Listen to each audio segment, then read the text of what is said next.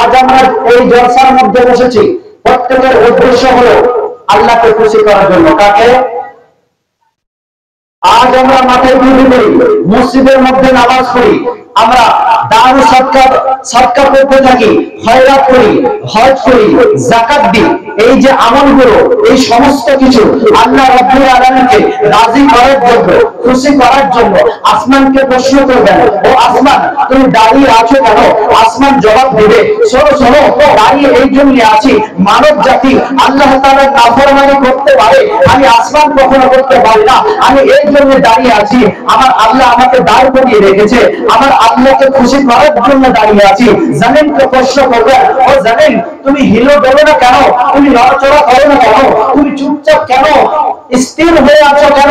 জামিন বলবে আল্লাহকে রাজি করার জন্য সমুদ্রের পানিকে জিজ্ঞাসা করবে না, ও সমুদ্রের পানি বড় বড়, তুমি সমুদ্রের যে তুমি আছো এই দুনিয়ার জমিনে, এই জমিনের অতল গহবরে তুমি ঝুঁকে যাবে না কেন? তুমি উপরে কেন আছো?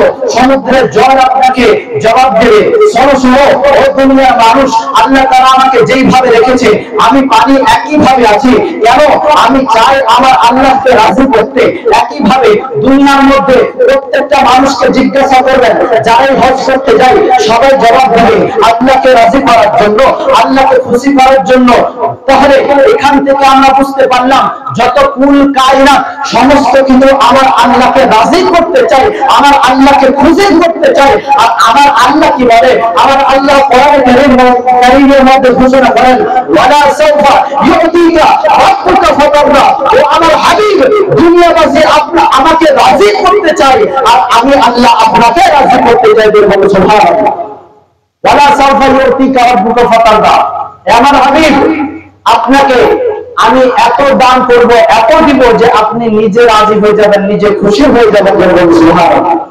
তাহলে এই 18,000 মাখলুকাত, সমস্ত সৃষ্টি জগৎ তাকে রাজি করতে চাই, আল্লাহ রাব্বুল আলামিনকে। আর আল্লাহ চান ওয়ালা সাউফা ইউতিকা রাব্বুকা ফাতারদা। ও আমার হাবিব, আমি চাই আপনি রাজি, আপনি যাতে রাজি আমি আল্লাহ তাতে রাজি। জোরে বলুন সুবহানাল্লাহ।